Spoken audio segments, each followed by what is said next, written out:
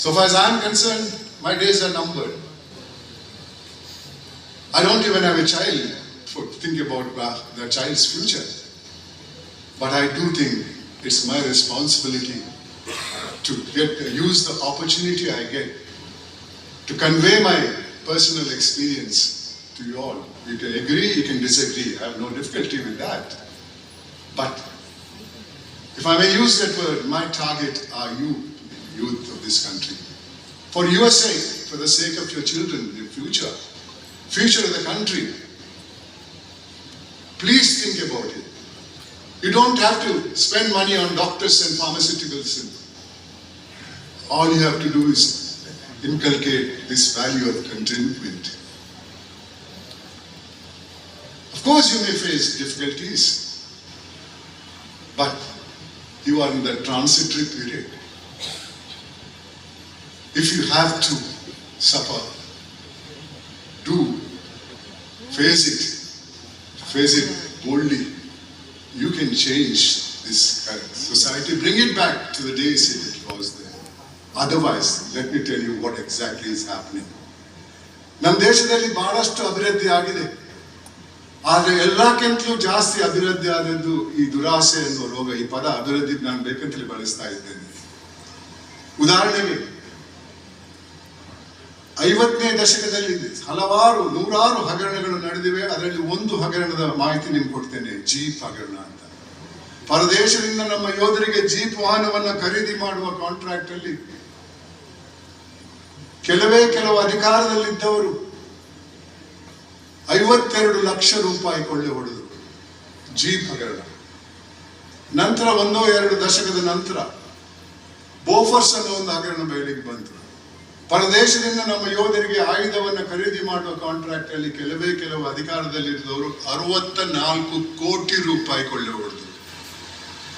ತದನಂತರದ ದಶಕದಲ್ಲಿ Commonwealth games ಅನ್ನೋ ಒಂದು ಹಗರಣದಲ್ಲಿ 70,000 ಕೋಟಿ ರೂಪಾಯಿ ಕೊಳ್ಳೆ ಹೊಡೆದ್ರು ಕೆಲವು ಅಧಿಕಾರದಲ್ಲಿದ್ದವರು. ಈ ಸಂಖ್ಯೆ ನಂದಲ್ಲ.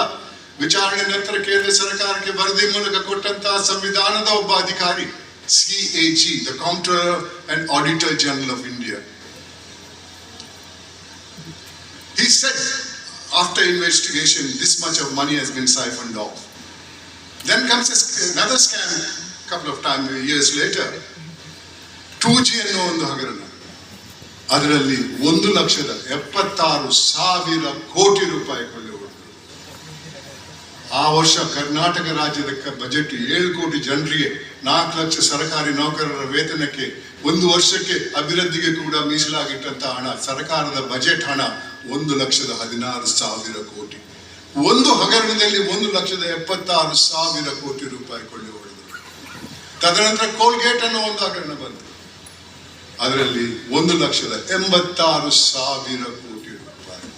ಗೂಗಲ್ಗೆ ಹೋಗಿ ನೋಡಿ, ಇದೆಲ್ಲ ಗೂಗಲ್ ಅಲ್ಲಿದೆ. 85ರಲ್ಲಿ ಅಂದಿನ ಪ್ರಧಾನಮಂತ್ರಿ ದಿವಂಗತ ರಾಜೀವ್ ಗಾಂಧಿ ಅವರು ಬಹಿರಂಗವಾಗಿ ಹೇಳಿದಂತಹ ಮಾತು, ಅಂದು ಕೇಂದ್ರ ಸರ್ಕಾರ ಅಭಿವೃದ್ಧಿಗೆ ಕೊಟ್ಟಂತಹ 1 ರೂಪಾಯಿಯಲ್ಲಿ ಕೊನೆ ಹಂತಕ್ಕೆ ಓದೋದು 15 ಪೈಸೆ ಮಾತ್ರ. ದುರಾಸೆ ಕಮ್ಮಿ ಆಗಿಲ್ಲ. 2024ರಲ್ಲಿ ಇದ್ದೇವೆ. ಇವತ್ತು 100 ರೂಪಾಯಿಯಲ್ಲಿ 15 ಪೈಸೆ ಹೋಗ್ಬೋದು. ಅಧಿಕಾರದಲ್ಲಿರೋರು ಹೇಳ್ತಾರಲ್ಲ, ನಿಮ್ ಪಕ್ಷ 40% ಪಕ್ಷ, ಏನೇನ್ರಿ ನೀವು ಮಾಡಿಲ್ಲ, ಎಲ್ಲ ಮಾಡಿದ್ದೇವ್ರಿ, ನಿಮ್ಗಿಂತ ಕಮ್ಮಿ ಅಷ್ಟೇ.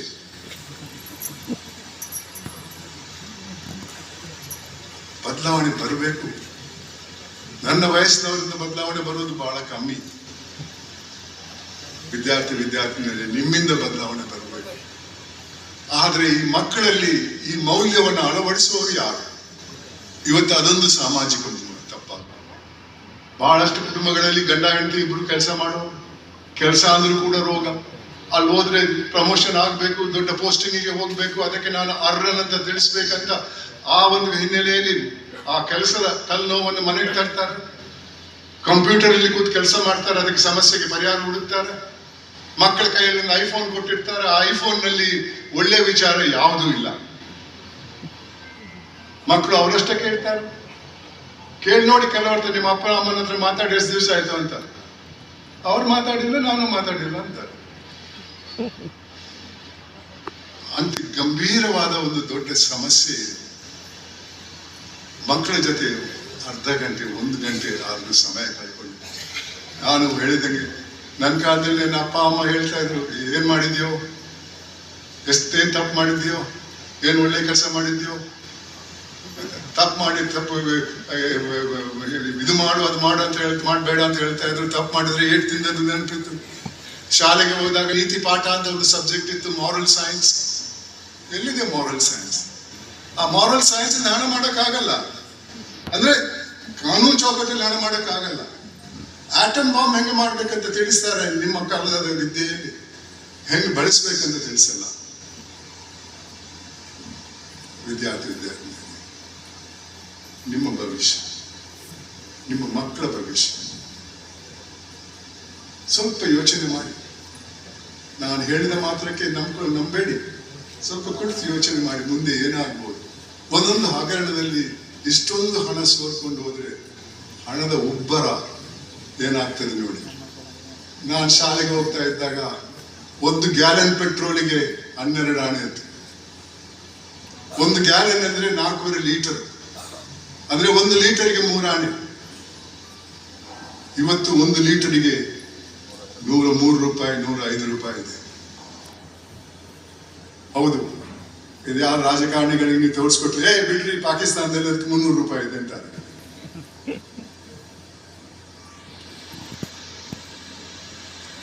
ದಯವಿಟ್ಟು ಯೋಚನೆ ಮಾಡಿ ಯಾವ ಮಟ್ಟಕ್ಕೆ ಹೋಗ್ಬೋದು.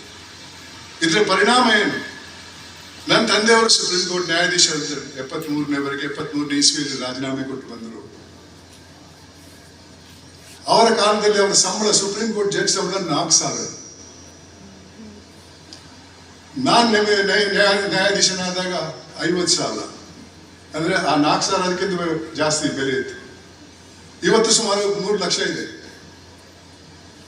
ಇಷ್ಟೊಂದು ಹಣದ ಉಬ್ಬರದಿಂದ ಯಾವ ರೀತಿಯಲ್ಲಿ ನಮ್ಮ ಆರ್ಥಿಕ ಪರಿಸ್ಥಿತಿ ಸುಧಾರಿಸಬಹುದು? ಆದರೆ ಬಹಳಷ್ಟು ದೇಶಗಳಲ್ಲಿ ಇದಕ್ಕಿಂತ ಜಾಸ್ತಿ ಇದೆ ಅಂತ ಹೇಳುದು. ಯಾಕಂದ್ರೆ ಇವತ್ತು ಅಂತಾರಾಷ್ಟ್ರೀಯ ಮಟ್ಟದಲ್ಲಿ ಆರ್ಥಿಕ ಪರಿಸ್ಥಿತಿಯಲ್ಲಿ ನಾವು 4ನೇ ಸ್ಥಾನದಲ್ಲಿದ್ದೇವೆ.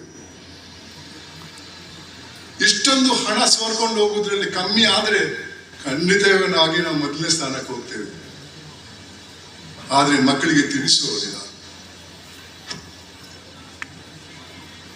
ವಿದ್ಯಾರ್ಥಿನಿಯರೇ, ಒಂದು ಅರ್ಥ ಮಾಡ್ಕೊಳ್ಳಿ, ಇದು ಹಣದ ಉಬ್ಬರ ಮಾತ್ರ ಅಲ್ಲ.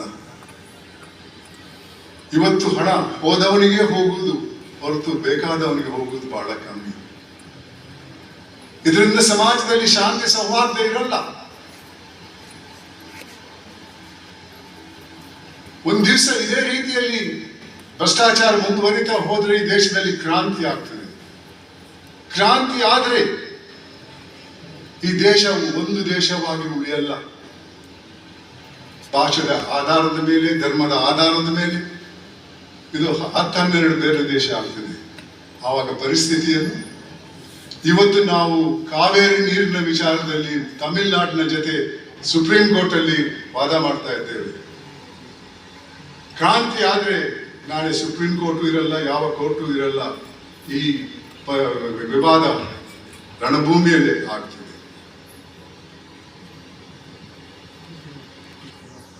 ಆದ್ರಿಂದ ನಮ್ಮ ಭವಿಷ್ಯದ ಬಗ್ಗೆ ನಾವು ಸ್ವಲ್ಪ ಯೋಚನೆ ಮಾಡಿದರೆ ನನಗನಿಸ್ತಾ ಇದೆ, ಈ ದೇಶ ಒಂದೇ ದೇಶವಾಗಿ ಉಳಿಬಹುದು, ನಿಮ್ಮ ಭವಿಷ್ಯ ಕೂಡ ಚೆನ್ನಾಗಿರಬಹುದು. ಈ ತೃಪ್ತಿ ಜೊತೆ ಇನ್ನೊಂದು ಮೌಲ್ಯದ ಅಗತ್ಯ ಇದೆ, ಅದು ಮಾನವೀಯತೆ. ನಾವು ಹುಟ್ಟುವಾಗ ಮಾನವರಾಗಿ ಹುಟ್ಟಲ್ಲ. ಮಾನ ಅನ್ನುವ ಗುಂಪೆ ಸೈನ್ಸ್ ಅಲ್ಲಿ ಇಲ್ಲ. ನಾವು ಹುಟ್ಟುವುದು ಸೈನ್ಸ್ ಅಲ್ಲಿ ಹೋಮೋಸಿಪಿಯನ್ಸ್ ಎನ್ನುವ ಒಂದು ಗುಂಪಿಗೆ. ಮಾನವೀಯತೆಗೂ ಆ ಹೋಮೋಸಿಪಿಯನ್ಸ್ಗೂ ಯಾವ ಸಂಬಂಧನೂ ಇಲ್ಲ. ಮಾನವೀಯತೆ ಎನ್ನುವುದು ನಮ್ಮ ಹಿರಿಯರು ಸಮಾಜದಲ್ಲಿ ಕಟ್ಟಿದಂತಹ ಒಂದು ಮೌಲ್ಯ. ಸಮಾಜದಲ್ಲಿ ಶಾಂತಿ ಸೌಹಾರ್ದ ಇರಬೇಕನ್ನುವ ಹಿನ್ನೆಲೆಯಲ್ಲಿ. ಆದರೆ ಇವತ್ತು ಮಾನವೀಯತೆ ಎಷ್ಟು ಕಮ್ಮಿ ಆಗಿದೆ. ನಾನು ಕಂಡಿದ್ದೇನೆ, ನಾನು ಚಿಕ್ಕವನಾಗಿದ್ದಾಗ ಹೇಗಿತ್ತು ಸಮಾಜ, ಇವತ್ತು ಏನಾಗಿದೆ ಆ ಸಮಾಜ. ಅದರ ಪರಿಣಾಮ ಏನು ವ್ಯಕ್ತಿಗಳ ಮೇಲೆ? ನಮ್ಮ ಹಿರಿಯರು ಕವಿಗಳು ಬರೆದಿದ್ದಾರಲ್ಲ, ಈ ರಾಜ್ಯದಲ್ಲಿ. ಏನೇ ಆಗು ನಿನಗೆ ಬೇಕಾದವನಾಗು, ಆದರೆ ಮೊದಲು ಮಾನವನಾಗು ಅಂತಾರೆ. Become what you want to become in life, but become a human being first. What a fantastic suggestion. ಅದಕ್ಕೆ ಪೂರಕವಾಗಿ ನಾನು ಶಾಲಾ ಕಾಲೇಜಿಗೆ ಹೋಗಿದ್ದಾಗ, ಅದು 1834, ಅಲ್ಲಿ ನನ್ನದೇ ಆದ ಒಂದು ಸಂದೇಶವನ್ನು ಕೊಡ್ತಾ ಇರ್ತೇನೆ ಮಕ್ಕಳಿಗೆ. ಹುಟ್ಟುವಾಗ ಮಾನವನಾಗಿ ಹುಟ್ಟದೇ ಇದ್ರೂ ಜೀವನ ಪಥದಲ್ಲಿ ಮಾನವೀಯತೆಯನ್ನು ಅಳವಡಿಸಿಕೊಂಡು ಸಾಯುವಾಗ ಮಾನವನಾಗಿ ಸತ್ರೆ ಅದಕ್ಕೆ ಮೇಲ್ಪಟ್ಟಂತಹ ಗೌರವ ಯಾವುದೂ ಇಲ್ಲ. Even if you are not born a human being, in the journey of your life, if you acquire humanism and die as a human being, there is no better glory than that. I'll just give 2 or 3 examples of my experience in Lokayukta, then I'll conclude. I think I hope past your time. Be that with me. 2011ರಲ್ಲಿ Harish Nanjappa ಅನ್ನುವ ಯುವಕ ಬೆಂಗಳೂರಿನ ಆಸ್ಪಾಸಲ್ಲಿ motor cycle ಹೋಗ್ತಾ ಇದ್ದ. ಹಿಂದ್ಗಡೆ ಒಂದು lorry, ಅದರ front tyre, ಒಂದು tyre puncture ಆಗಿತ್ತು. ಆತನ ದೇಹದ ಮೇಲೆ ಹೋಗ್ತದೆ, ದೇಹ ಇಬ್ಬಾಗವಾಗ್ತದೆ. ಅಲ್ಲಿ ಹಲವಾರು ವ್ಯಕ್ತಿಗಳು ಫೋಟೋ ತೆಗೀತಾ ಇದ್ರು, ವಿಡಿಯೋ ಮಾಡ್ತಾ ಇದ್ರು. ಅವನು ಜೀವಂತವಾಗಿದ್ದ. ಆತ ದಯವಿಟ್ಟು ಸ್ವಲ್ಪ ನೀರು ಕೊಡಿ ಅಂತ ಕೇಳಿದ. ಒಬ್ರು ಕೊಟ್ಟಿಲ್ಲ. ತದನಂತರ ಆಂಬ್ಯುಲೆನ್ಸ್ ಬರ್ತದೆ. ಆಂಬ್ಯುಲೆನ್ಸಿನ ಸಿಬ್ಬಂದಿ ದೇಹದ 2 ಭಾಗವನ್ನು ಎತ್ತಿದ್ದು ಆಂಬ್ಯುಲೆನ್ಸ್ ಅಲ್ಲಿ ಹಾಕ್ತಾರೆ. ಮತ್ತು ಜೀವಂತವಾಗಿದ್ದ. ಆತ ಸಿಬ್ಬಂದಿಗೆ ಹೇಳ್ತಾನೆ, ದಯವಿಟ್ಟು ವೈದ್ಯರಿಗೆ ಹೇಳಿ ನನ್ನ ಕಣ್ಣನ್ನು ದಾನ ಮಾಡಕ್ಕೆ ಅಂತಾನೆ. ಎಂತ ವಿಪರ್ಯಾಸ! ಇದು ಕಟ್ಟುಕತೆ ಅಲ್ಲ. ಜಿ ಟಿವಿಯವರು ಆತನ ತಾಯಿಗೆ ಆತನ ಹೆಸರಲ್ಲಿ ಮರಣೋತ್ತರ ಪ್ರಶಸ್ತಿ ಕೊಡ್ತಾರೆ. ಆ ಪ್ರಶಸ್ತಿಯನ್ನು ಪ್ರದಾನ ಮಾಡಕ್ಕೆ ನನ್ನನ್ನು ಕರೆದಿದ್ರು. ನಮ್ಮ ಜೀವನದಲ್ಲಿ ದಿನನಿತ್ಯ ಒಂದೋ ಅಲ್ಲದಲ್ಲಿ ಇನ್ನೊಂದು ಘಟನೆಗಳು ಆಗ್ತಿದೆ. ಅದರಲ್ಲಿ ನಮ್ಮ ಮಾನವೀಯತೆಯನ್ನು ತೋರಿಸುವಂತಹ ಸಂದರ್ಭಗಳು ಬರ್ತವೆ. ಆದರೆ ಆ ಸಂದರ್ಭವನ್ನು ನಾವು ಎಷ್ಟು ಜನ ಬಳಸ್ಕೊಂಡಿದ್ದೇವೆ ಅಂತ ಸ್ವಲ್ಪ ನೋಡಿ. ನಿನ್ನೆ ಪ್ಲೇನಲ್ಲಿ ಬರ್ತಾ ಇದ್ದೆ. 2C ನನ್ನ ಸೀಟ್ ಆಗಿತ್ತು. 2 ಹೆಂಗಸರು ಬರ್ತಾರೆ. ಅವರಲ್ಲಿ ಒಬ್ರು ನನ್ನ ಪಕ್ಕದ ಸೀಟಲ್ಲಿ B ಅಲ್ಲಿ ಕೂರ್ಬೇಕಾಗಿತ್ತು, ಇನ್ನೊಬ್ರು ಈ ಪಕ್ಕದ ಸೀಟಲ್ಲಿ D ಅಲ್ಲಿ ಕೂರ್ಬೇಕಾಗಿತ್ತು. ನಾನು ಅವರ ಹಿಂದೆ ಇದ್ದೆ. ಅವ್ರು ಆ ಕಡೆ ಈ ಕಡೆ ನೋಡ್ತಾ ಇದ್ದೆ. ನಾನು ಹೇಳಿದೆ, C ನಂದು, ನೀವು ಆಕೆ ಪಕ್ಕದಲ್ಲಿ ಕೂತ್ಕೊಂಡು ನಾನು ಈ ಪಕ್ಕದಲ್ಲಿ ಬರ್ತೇನೆ ಅಂತ. ಮತ್ತೆ ಸಾಮಾನು ಮೇಲೆ ಹಾಕುವಾಗ ಆಕೆ ತೆಗೆದ್ಬಿಟ್ಟು ಒಂದು ಬ್ಯಾಗ್ ಕೊಟ್ಟರು, ನೀನು ಮೇಲೆ ಹಾಕಿ ಸ್ವಾಮಿ ಅಂತ. ಅದು ಮಾಡಿದೆ. ಆಕೆಗೆ ಬೆಲ್ಟ್ ಹಾಕಕ್ಕೆ ಗೊತ್ತಿರಲಿಲ್ಲ. ತೋರಿಸ್ಕೊಟ್ಟೆ ಹೇಗೆ ಬೆಲ್ಟ್ ಹಾಕ್ಬೇಕಂತ. ಎಷ್ಟು ಖುಷಿ ಆಯ್ತು ಅವರಿಗೆ. ಈ ಚಿಕ್ಕ ಚಿಕ್ಕ ವಿಚಾರದಲ್ಲಿ ನಾವು ನಮ್ಮ ಮಾನವೀಯತೆಯನ್ನು ತೋರಿಸಿದ್ರೆ ನಮ್ಗೆಷ್ಟು ಸಮಾಧಾನ ಆಗ್ತದೆ ಅಂತ ಸ್ವಲ್ಪ ಪ್ರಯತ್ನ ಮಾಡಿ. ತಮ್ಗಳೇ, ಇನ್ನೆರಡು ಉದಾಹರಣೆ ಕೊಡ್ತೇನೆ. ಮಾನವೀಯತೆ ಇಲ್ಲದೆ ಇರುವುದು ಭ್ರಷ್ಟಾಚಾರದ ಇದೇನಂತ. 2010ರಲ್ಲಿ ಒಬ್ರು ಮಹಿಳೆ ಬರ್ತಾರೆ. ಏನಪ್ಪ ಸಮಸ್ಯೆ ಅಂತ ಕೇಳಿದೆ.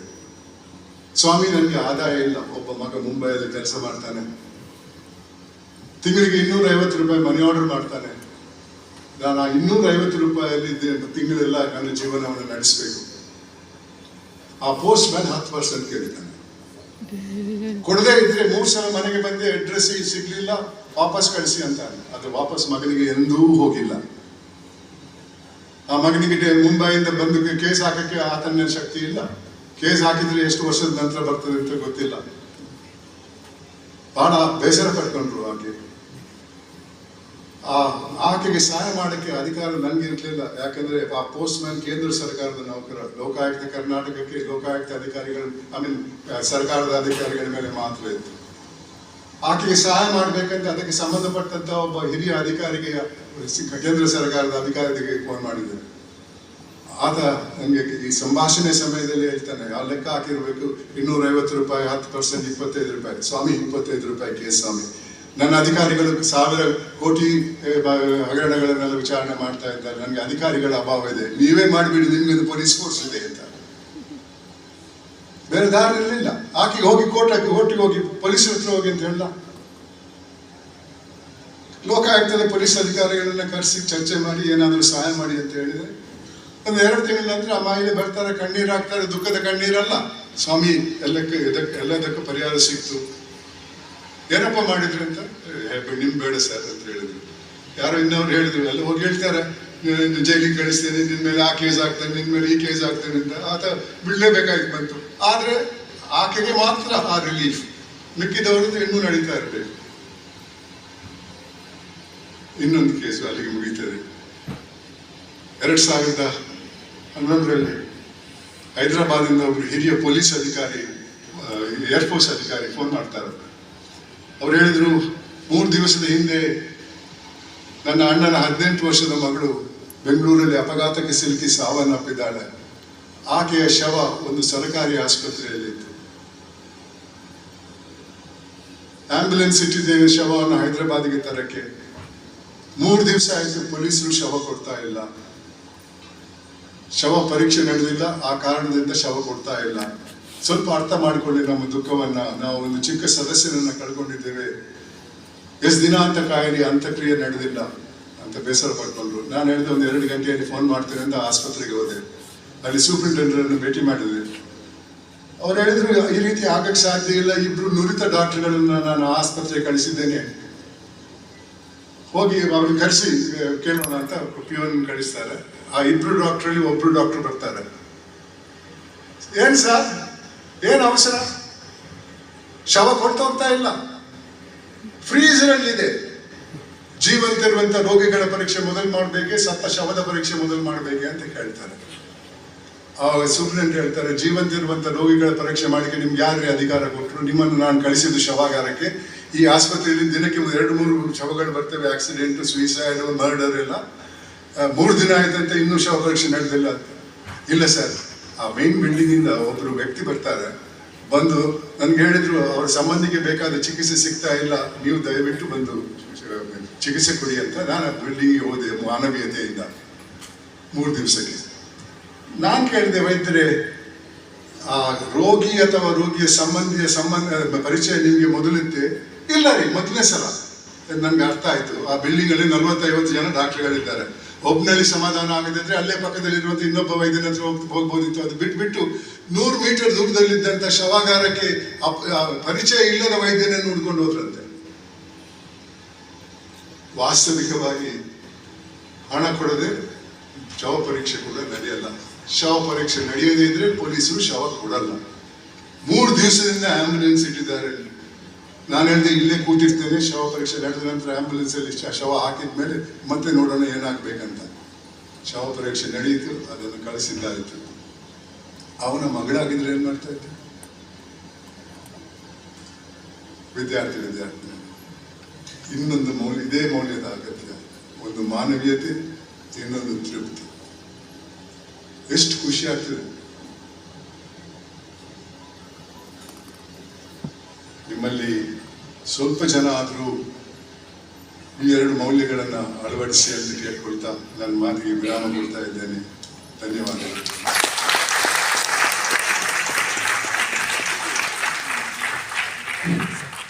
ಶಾಸಕಾಂಗ, ಕಾರ್ಯಾಂಗ ಮತ್ತು ನ್ಯಾಯಾಂಗಗಳು